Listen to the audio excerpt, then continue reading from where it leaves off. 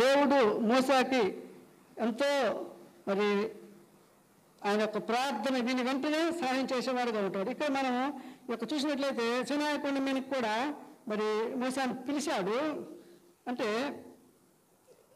తన ప్రజలైన వారికి వారు నడవవలసిన మార్గములు, వారికి ఎలా నడుచుకోవాలో అనే విషయాలు సమస్తాన్ని తెలియపరచడం కొరకు మరి దేవుడు ఆ కొండ మీద పిలిచిన వాడుగా ఉన్నాడు. ద్వితీయోపదేశకాండం 9వ అధ్యాయం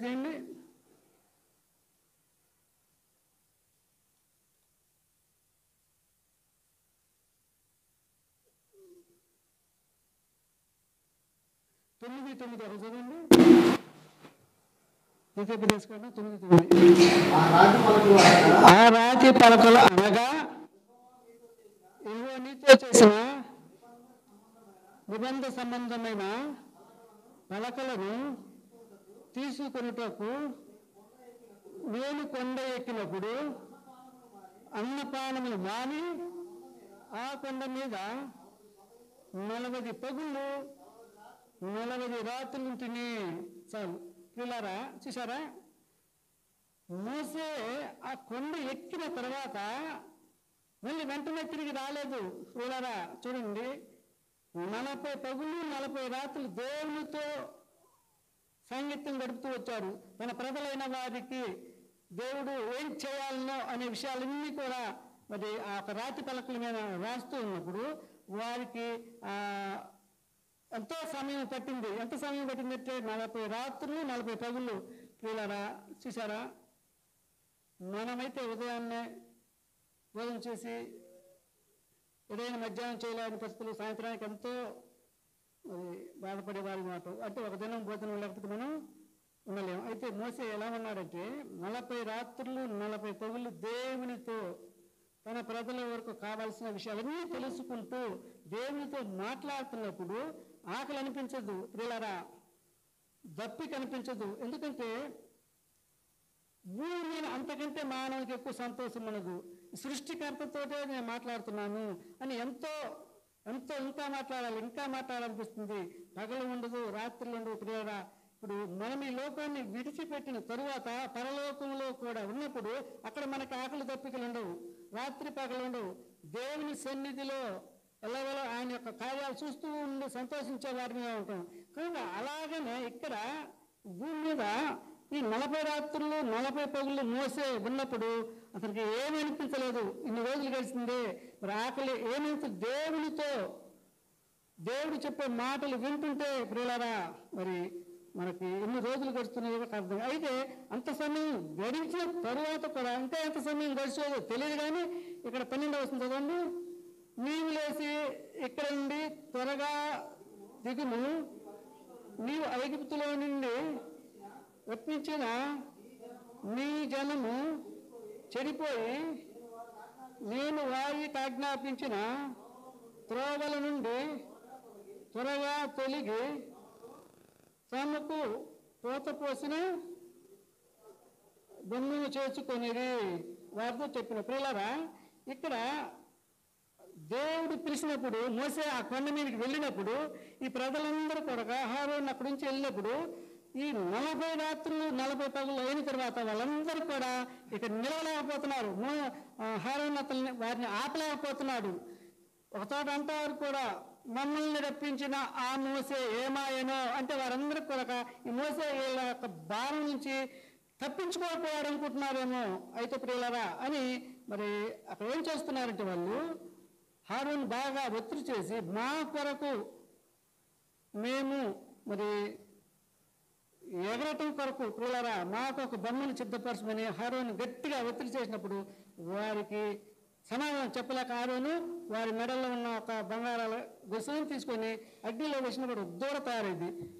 ఆ దూడను పెట్టుకుని వాళ్ళు ఏం చేస్తున్నారంటే లోకానుసారమైన జీవితాన్ని జీవిస్తున్నారు, దేవుడికి విరోధమైన కార్యాన్ని చేస్తూ ఉన్నారు. విగ్రహారాధన దేవుడికి అది బహు కోపం. ఇశ్రాయేలు ఎన్నో చోట వేరే దేశాలు వెళ్ళినప్పుడు విగ్రహారాలు చేసినప్పుడు దేవుని యొక్క కోపం వారి మీద రగులుకునేది. కనుక వీళ్ళు చేసే ఈ విషయాన్ని చూసి దేవుడు ఆ 40 రాత్రులు 40 పగలు అయిన తర్వాత ఇంకా కొంత సమయం ఉండేదేమో, దేవుని సన్నిధిలో ఎంత సమయమైనా మనం సంతోషంగా గడిపేవారిగా ఉంటాం. కనుక మోసే కూడా అలాగనే ఉంటున్నప్పుడు ఈ కార్యం కింద దేవుడు చూశాడు.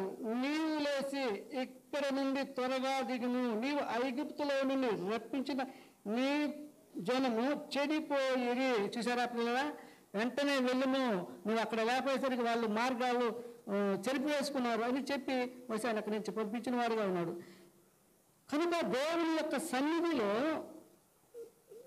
మోసే మరి ఎంతో ప్రేమతో ఎంతో ఆనందంగా ఇంకా ఉండాలి అట్లా దేవుడితో సాంగత్యం గడిపేవాడుగా ఉన్నప్పుడు కనుక అతని యొక్క చేతులు ఎలా ఉంటాయి, ఎంతో ప్రార్థన పూర్వకం కలిగిన చేతులు కనుక.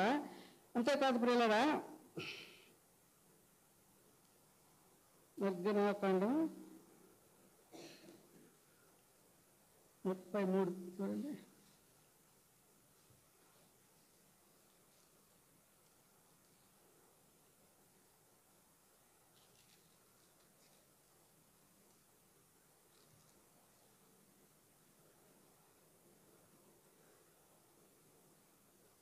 పిల్లరా, నిర్గమకాండం 33 11వ శ్లోకం చదవండి.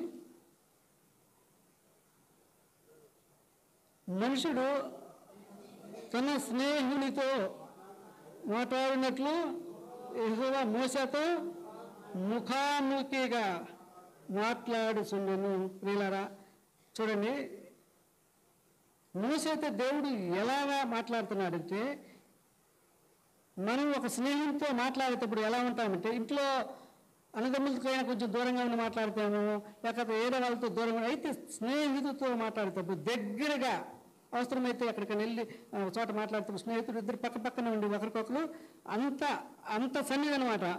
మరి అలాంటి స్థితి దేవుడు మోసేతో చేస్తున్నాడు. మనుషుడు తన స్నేహితుడితో మాట్లాడినట్లు యెహోవా మోసేతో ముఖాముఖిగా మాట్లాడుచుండెను. ప్రియులారా చూసారా, వారి యొక్క సాంగత్య నిదర్శనం ఉన్న వారి యొక్క పరిస్థితి ఎలా ఉన్నదంటే ఎంతో దగ్గర సంబంధం వాటి పట్ల. కనుక అలాంటి స్థితి మోసేలో ఉన్నది కనుక మోసే చేతులు పైకెత్తినప్పుడు దేవుడు వెంటనే వారికి విజయాన్ని కలుగజేసేవాడుగా ఉంటాడు. అంతేకాకుండా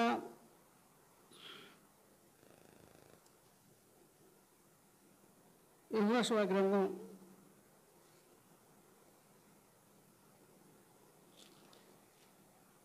11:15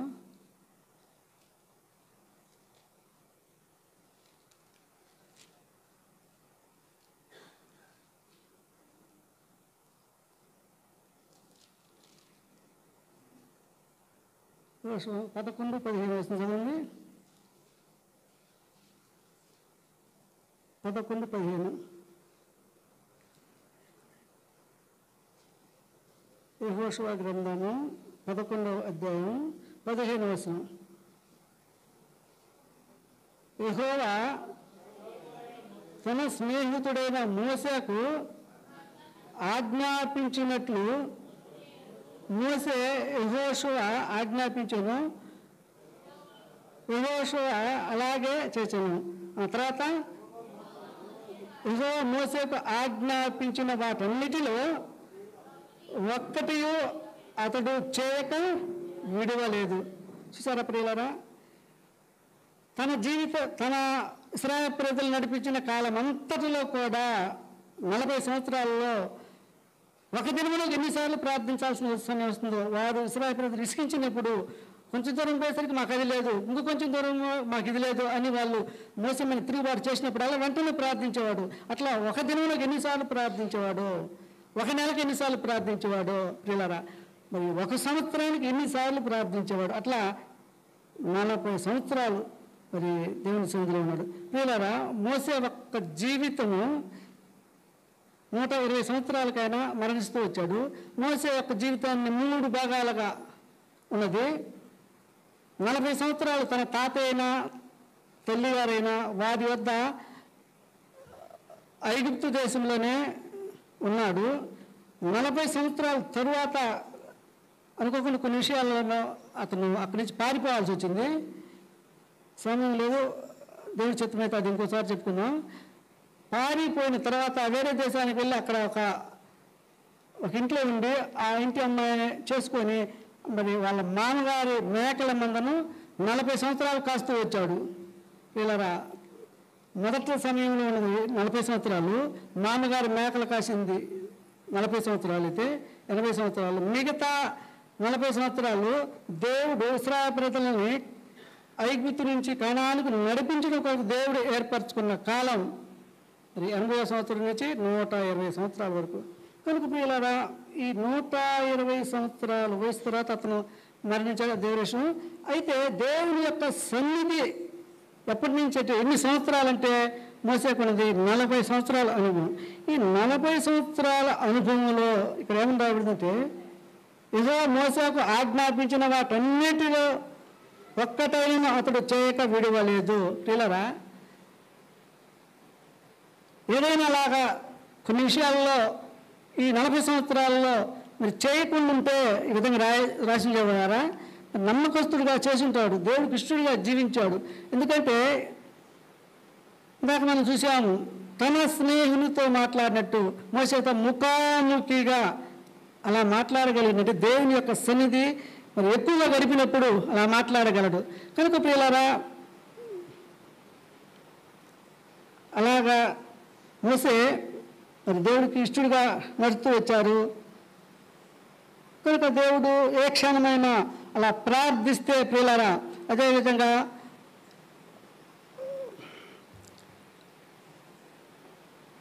ఐగుప్తులో నుంచి బయటికి తీసుకొచ్చినప్పుడు బయటికి రాగానే ఎర్ర సముద్రం అడ్డు వచ్చింది. ఎర్ర సముద్రం అడ్డం రాగానే వీళ్ళు వెనక్కి చూసుకున్నప్పుడు ఫరో సైన్యం వెంటాడుతూ వస్తుంది, రథంలో గుర్రాలు దుమ్ము వేగిపోతుంది. అది చూసి వీళ్ళు భయపడ్డారు.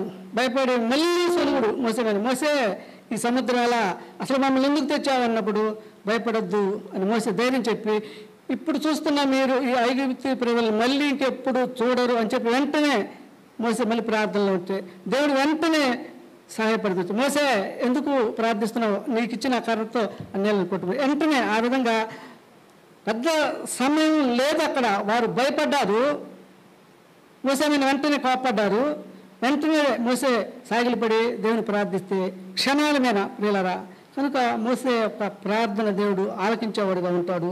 కనుక అలాంటి స్థితిలో ఉన్నాడు. కనుక మరి మోసే చేతులు పైకెత్తినప్పుడు మరి దేవుడికి ప్రార్థించినట్టుగా దేవుడు వారికి విజయాన్ని కలుగు చేస్తూ వచ్చాడు. అదేవిధంగా 1వ కొరింథీ రండి చూద్దాం.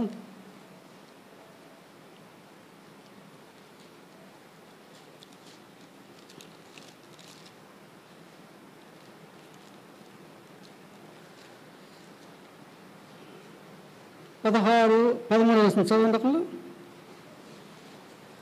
1వ కొరింథీ 16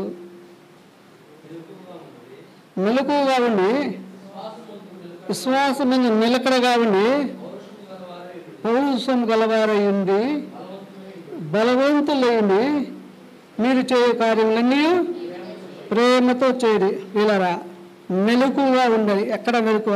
నిద్రపోతే మెలకువ. దేవుని యొక్క సన్నిధిలో నమ్మకస్తులుగా మనం ఎలా ఉంటున్నాము, దేవుడికి ఇష్టలుగా ఉంటున్నామా, దేవుడికి విరోధంగా ఉంటున్నామా అనే విషయాన్ని మనం మెలకువగా ఉండాలి.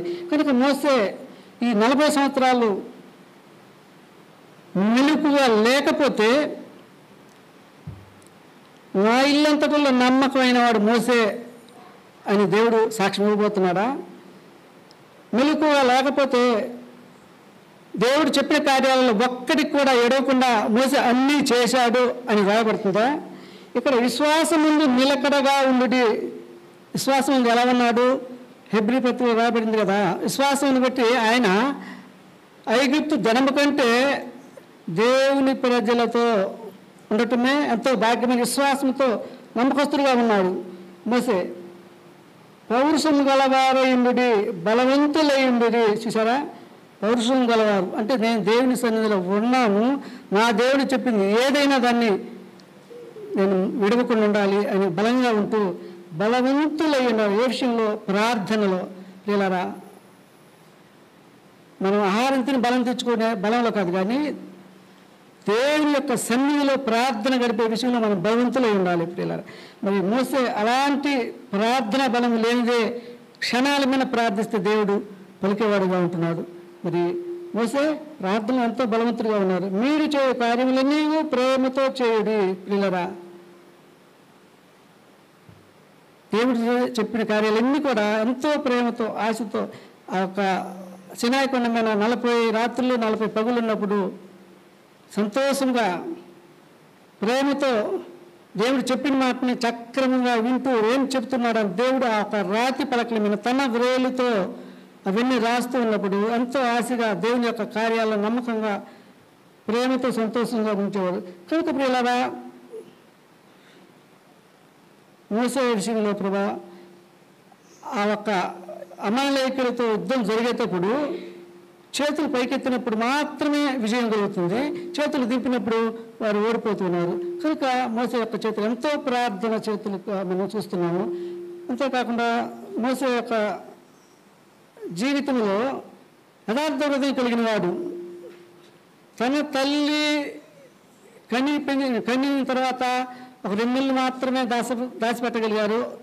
అతన్ని మగపిల్లవాళ్ళంటే చంపమని ఆజ్ఞ వచ్చిన తర్వాత నీటిలో ఒక బుట్టలో పెట్టారు విషయం. ఆ తర్వాత పరో ఒక కుమార్తె స్నానానికి చూసింది, సరే తీసుకెళ్ళింది. సరే వారు వేసుకున్న విశేషం ఎలా ఉందంటే జాగ్రత్తగా మోసేని కన్న తల్లి అక్కడ వదిలిపెట్టాలి, ఆమె వస్తుంది తీసుకెళ్తుంది, ఆ తర్వాత నేను అక్కడికే వెళ్ళాలి, ఆ తర్వాత ఆ బాబుకి పాలు ఇవ్వడానికి అడుగుతారు, ఎవరైనా పాలు ఇచ్చే వాళ్ళు ఉన్నారన్నప్పుడు నేను ముందుకు వస్తా నేను అని వాళ్ళు ఒక ప్లాన్ ప్రకారం అనుకున్నారు. అది కరెక్ట్గా అలాగే జరిగింది. అయితే ప్రియులారా,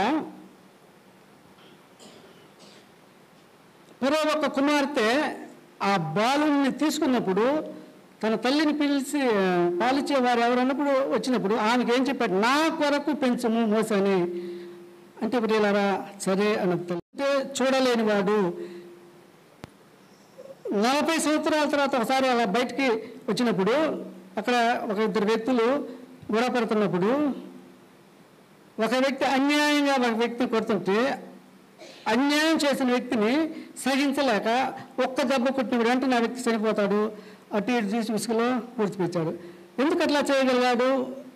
అతను చేస్తుంది ఏమిటి? అన్యాయం, దాన్ని సహించలేని పరిస్థితి. యథార్థ హృదయం కలిగిన వాడయ్యింది. తర్వాత మరుసటి మళ్ళీ వెళ్తున్నప్పుడు మళ్ళీ అలాగనే ఇంకొక 2 పోట్లాడుతున్నప్పుడు వారి కాడికి వెళ్ళి మీ సహోదరుడి మీద అలా చేయటం తప్పు కదా అని వారికి బోధించినప్పుడు వారు తిరగబడ్డారు. ఎవరయ్యా? మా మీద నిన్ను నేర్పరిగా మా మీద ఏర్పరిచిన వారు అన్నప్పుడు అతను అన్నాడు తొందరపడి, నిన్న ఆయన చంపినట్టు నన్ను కూడా చంపుతావేమి అనగానే మోసే భయపడ్డాడు. నిన్నటి దేవుడు ఏం జరిగింది? జరిగే ఒక అక్రమాన్ని అయితే తొందరపడ్డాడు, సహించలేకపోయాడు. తర్వాత 2వ రోజు కూడా అలాగనే చెప్పబోయాడు. ఆ విషయం వార్తకు వచ్చి వాళ్ళు చెప్పగానే నేను ఇక్కడ ఉండకూడదు, విషయం అంతా తెలిసిపోయింది అని భయపడి అక్కడి నుంచి పారిపోయి మిద్యాన్ అనే దేశానికి పారిపోయిన వారుగా ఉన్నాడు. అక్కడ వాళ్ళ మామగారి వద్ద ఉన్నాడు. ఆ మామగారి వద్ద ఉండకముందు ఇక్కడి నుంచి పారిపోయిన తర్వాత ఏం చేశాడు? ఒక చెట్టు కింద ఒక బావిటి కూర్చున్నాడు. పిల్లరా, అక్కడ ఏం జరుగుతుంది? మోసే యొక్క కుమార్తెలు క్షమించండి, తన మామగారు కాకముందు ఈయన పెళ్లి చేసుకోవాల్సిన అక్కజల్లు 3 ఉంటే వాళ్ళు మందలను వాళ్ళే కాసేవాళ్ళు, మగవారు లేరు. వాళ్ళు మందను కాసుకొని ఆ బావి దగ్గరికి వచ్చి నీళ్ళు రాపుకొని వెళ్ళాలా. మోసే చేసుకోబోయే అమ్మాయి అక్కజల్లు 3, వాళ్ళ 3 కూడా మందని కాసుకొచ్చి అక్కడ నీళ్లు తాపుకోవాలి బావి కాడ. ప్రతిరోజు జరిగే కార్యం ఏంటంటే వీళ్ళు ముందు వస్తారు, 3 ఆడపిల్లలు. ఆ మందకి నీళ్ళు చేదబోయేటప్పుడు ఆడపిల్లలు కనుక వాళ్ళు స్పీడ్గా చేదలేక లేట్ అవుతుంటే వెనకొచ్చిన మందల వాళ్ళు త్రోసివేసి తొలగండమ్మా తొలగండి, మీరు ఎంతసేపు చేస్తే మేము అట్లాగే ఉండేమా తొలగండి వాళ్ళని అదిరించి బెదిరించి ఆ మగవారు చేదుకొని ఎప్పుడో వెనక చిక్కలకి ఇచ్చారు వాళ్ళ అవకాశం. వాళ్ళు చాలా పొద్దుపోయిన తర్వాత మరి మందలకి ప్రతిరోజు నీళ్ళు పెట్టుకోవాలి కనుక చేది పోసేవారు. పొద్దుపోయేది, ఇంటికి వెళ్ళారు. అది రోజు వాళ్ళకి అది ఒక టైం అంతే. ప్రతిరోజు వాళ్ళ నాన్న చూస్తుంటాడు. సరే, ఈరోజు మోసే అక్కడ ఉన్నప్పుడు వాళ్ళు త్రోసి వేస్తున్నప్పుడు ప్రియులారా, మగవారు వీళ్ళని తలకి నేను త్రోసి వేస్తున్నప్పుడు చూశాడు మోసే. దాన్ని సహించలేని వాడిగా లేచిపోయి వాళ్ళని పక్కకని ఈయన నీళ్లు చేది వీళ్ళ మందకి పోసాడు మోసే ఆడవారు కాసే మందకి దేవుడా. అక్కడ ఏం జరుగుతుంది? మామూలు కూర్చున్నాడు, ముందు వచ్చింది వీళ్ళు ఆడవారు, వీళ్ళని త్రోసివేసి లెక్కలేనితనంగా గర్వంగా వారిని పక్కకు తోసినప్పుడు ఇక్కడ మోసే ఎందుకు అక్కడికి వెళ్ళాల్సి వచ్చింది? అక్కడ జరిగే అన్యాయాన్ని చూడలేక. ఇప్పుడు మనకి ఆ మొదటి తర వ్యక్తిని చంపినప్పుడు, అవి మొదటి వ్యక్తిని చంపినప్పుడు రెండో రోజు జరిగింది, ఇక్కడ చూస్తుంటే ఏమనిపిస్తుంది మనకి? మోసే యథార్థవంతుడు, ఏదైనా అన్యాయం జరుగుతుంటే సహించలేని వాడు కనుక, అలాంటి స్వభావం కలిగిన వాడు కనుక దేవుని ప్రజలతో శ్రమైన అనుభవించాలి అనే ఒక స్వభావం ఎన్నో కలిగింది. మరి తన తల్లి అయిన మారు తల్లి ఎలా పెంచమన్నది? నా కొరకు పెంచు అని ఇచ్చింది. అయితే మరి వాళ్ళమ్మ దైవాత్మంగా దేవుని కొరకు పెంచింది. అతను అదేవిధంగా దేవుని కొరకే అతను వయసు వచ్చిన తర్వాత బయటికి వెళితే ఏం చూస్తున్నాడంటే దైవాత్మంగా అన్యాయాన్ని సహించలేని వాడుగా. కనుక ఆ విధంగా దేవుడికి ఇష్టంగా జీవిస్తూ వచ్చాడు. దేవుడు అతన్ని పట్టుకున్నాడు. 80 సంవత్సరాల తర్వాత పిల్లల ఆ 80 సంవత్సరాల వరకు దేవుడికి ఎంతో ఇష్టడుగా నిర్గమాకాండం, సంఖ్యాకాండం, లేవ్యాకాండం, ద్వితీయోపదేశం ఈ 4 ఇంకో పుస్తకాల్లో కూడా మోసే గురించి రావుంది. యెహోవా చెప్పెను మోసే చేసెను, యెహోవా చెప్పెను మోసే చేసెను. ప్రియులారా, ఎన్నిసార్లు మోసేని పిలిచి మోసే నీ ప్రజలైన వారికి ఇలా చేయి, నీ ప్రజలైన వారికి ఇలా చేయని చెబుతున్నప్పుడు ప్రతిదాన్ని కూడా ఇసుగు లేకుండా దేవుడు చెప్పిన దాన్ని చెప్పినట్లే నమ్మకంగా చేసినాడు. కనుక మరి యెహోషువ గ్రంథం 11:15 రాయబడింది. యెహోవా చెప్పిన అన్నిట్లో ఒక్కదాన్ని కూడా విడవకుండా అన్నీ చేసెను. ఇలా చేయలేకపోతే దేవుడు అలా రాస్తాడా? చేశాడు. చేసినాడు. దేవుడికి నమ్మకస్తుడుగా జీవించినాడు. కనుకనే నా ఇల్లంతట్లో నమ్మకస్తుడు. ఇలా దేవుడు మోసేతో ముఖాముఖిగా మాట్లాడినాడు. అది ఎంత భాగ్యం. కనుక మోసే మరి మన ఫస్ట్లో చూసిన దాంట్లో యుద్ధంలో చేతులు పైకెత్తినప్పుడు ప్రార్థనా చేతులు కనుక మరి ఆ ప్రార్థనా చేతులు పైకెత్తినప్పుడు వారికి విజయం కలుగుతూ వచ్చింది.